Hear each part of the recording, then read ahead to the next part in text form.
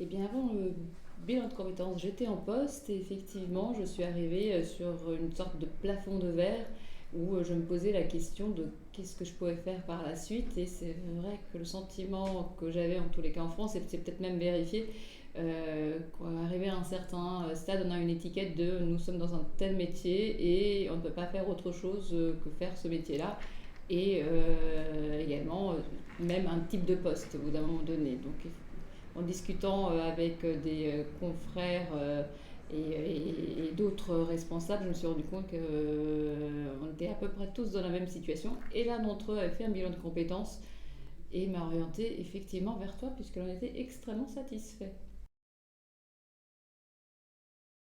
Eh bien, en fait, mes attentes initiales, c'est surtout de comprendre si je pouvais faire autre chose, si j'étais en mesure de faire autre chose, parce que c'est vrai qu'à force de nous renvoyer cette image de je ne sais pas faire autre chose, il faut que j'avance coûte que coûte dans cette voie-là. La question était de savoir est-ce que je suis en mesure de faire autre chose, est-ce que je sais faire autre chose, si je sais faire, quelles sont les compétences que je peux avoir, et si je ne sais pas, est-ce que je peux les acquérir par la suite. Eh bien, le bilan de compétences n'a pas seulement répondu à mes attentes, il est allé au-delà puisque j'ai changé de voie.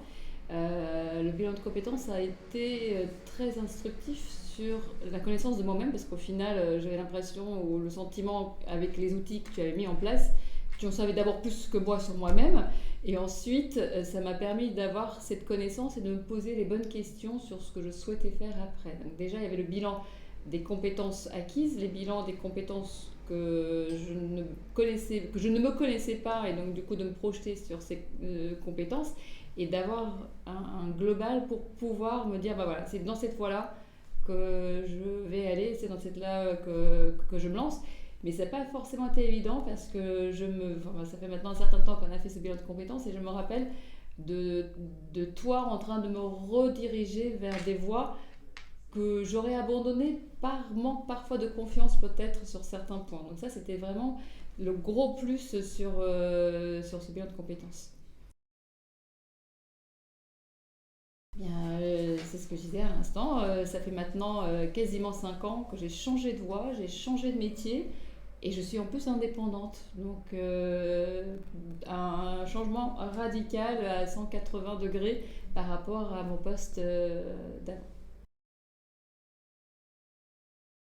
J'ai envie de dire que dès que quelqu'un se pose la question de je ne sais pas ce que je vais faire, la phrase type c'est j'en ai ras-le-bol, j'ai l'impression de toujours faire la même chose, je m'ennuie ou je ne sais pas quoi faire, je suis nulle, est-ce que je vais être en mesure de prendre un autre poste. Donc que ce soit dans le cadre de l'entreprise même, pour continuer, hein, pourquoi pas de là où on se trouve, ou au contraire de se dire ben voilà, j'ai fait le tour de ce poste là, j'ai fait le tour de ce métier là, j'aimerais faire autre chose, comment est-ce que je peux faire finalement le même parcours que j'ai pu suivre avec ce bilan de compétences.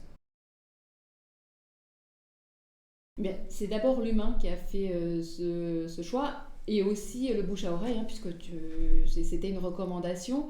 Et ce qui était important pour moi, c'est aussi d'avoir la neutralité sur la relation que je pouvais avoir avec toi et le fait de communiquer peut-être à la direction des informations que je n'aurais pas forcément souhaité à ce moment-là. Donc, un, la confiance, deux, évidemment, ta bienveillance, et puis aussi l'humour, hein. Je savais que j'allais passer un bon moment à chaque fois que je venais ici.